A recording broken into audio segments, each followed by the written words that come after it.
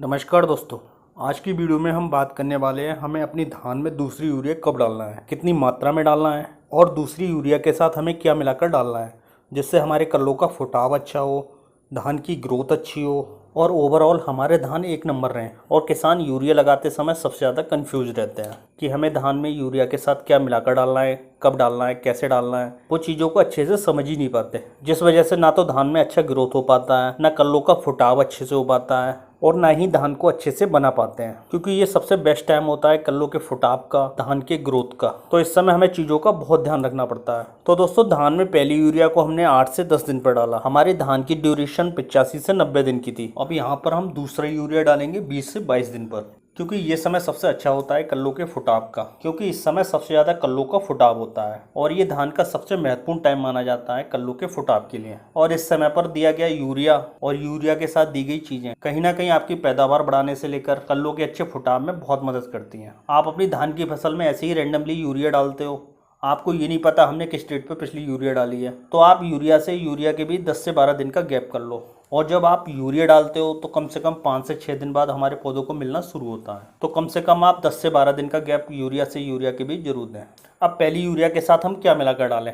अब कई सारे किसान यहाँ पर जिंक सल्फेट को पहली यूरिया के साथ डालते हैं, जबकि कई सारे किसान जिंक सल्फेट को दूसरी यूरिया के साथ डालते हैं। अगर आपने पहली यूरिया पर जिंक सल्फेट नहीं डाला है तो आप 7 किलो प्रति एकड़ के हिसाब से जिंक डाल सकते हो, क्योंकि जिंक का महत्वपूर्ण काम होता है इस समय पर आपके कल्लों के फुटाव के लिए, जड़ों के विकास के लिए। तो जिंक आपकी फसल में कहीं ना कहीं बहुत महत्वपूर्ण भूमिका निभाता है। कई सारे किसान अपनी धान की फसल में जिंक नहीं डालते हैं या फिर उन्हें पीलापन की शिकायत लगती है, तब जिंक को डालते हैं। और कहीं ना कहीं आप अपनी धान की फसल में जिंक सल्फेट को प्रिवेंटिव में डालते हो तो कहीं ना कहीं आपकी पैदावार निश्चित बढ़ती है। दूसरा सबसे महत्वपूर्ण तत्व है सल्फर।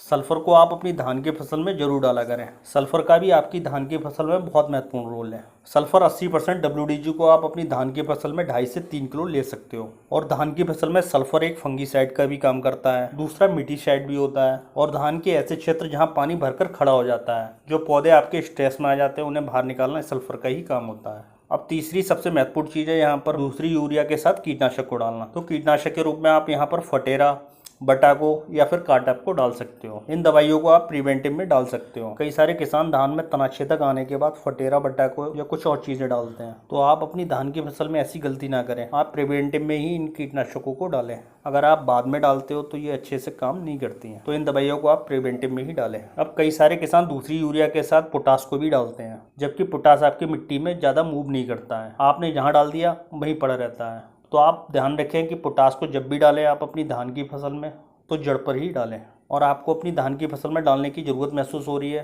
तो आप स्प्रे में दे सकते हो। अब कई सारे किसान दूसरी यूरिया के साथ ह्यूमिक एसिड या कई सारे ग्रोथ प्रमोटर को भी डालते हैं, जबकि मेरे ख्याल से इन चीज़ों को डालने की कोई ज़रूरत नहीं है।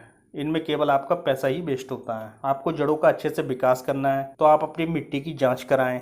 आपका पीएच ज़्यादा है तो आप एसएसपी डालें, और आपका मन नहीं मानना है तो आप एसएसपी के साथ डीएपी को डाल सकते हैं, क्योंकि जहाँ पर पीएच ज़्यादा है तो वहाँ पर डीएपी अच्छे से काम नहीं करती और आपके जड़ों का विकास भी नहीं हो पाता। इसके अलावा जड़ों का अच्छे से विकास करने के लिए आप माइक्रो राजा को भी डाल सकते हो, जिससे आपका जड़ों का अच्छे से विकास होगा और आप महंगे से महंगे ग्रोथ प्रमोटर या ह्यूमिक एसिड डालने से बच जाओगे और आप अपनी धान की फसल से बम्पर पैदावार भी ले पाओगे। अब दोस्तों, बात करते हैं आपको धान की फसल में दूसरी यूरिया कितनी मात्रा में डालनी है। तो आपको धान की फसल में दूसरी यूरिया 45 किलो प्रति एकड़ के हिसाब से डालनी है, क्योंकि इस समय कल्लों का सबसे ज़्यादा फुटाव हो रहा होता है, तो इस समय हमें ज़्यादा मात्रा में यूरिया की जरूरत पड़ती है। तो आप 45 किलो प्रति एकड़ के हिसाब से यूरिया डाल सकते हो। इसके अलावा आपको अपनी धान की फसल में किसी तत्व की कमी दिख रही है तो आप उसे भी डाल सकते हो। बाजार के महंगे product humic acid, growth promoter या फिर कुछ और भी डालने की बिल्कुल ज़रूरत नहीं है। अगर आप सही समय पर भरपूर चीज़ें डालोगे तो आप निश्चित पैदावार ले पाओगे। तो दोस्तों, आज की वीडियो में बस इतना ही। वीडियो अच्छा लगा हो तो एक लाइक करिए, साथ ही चैनल को सब्सक्राइब करिए। जय किसान।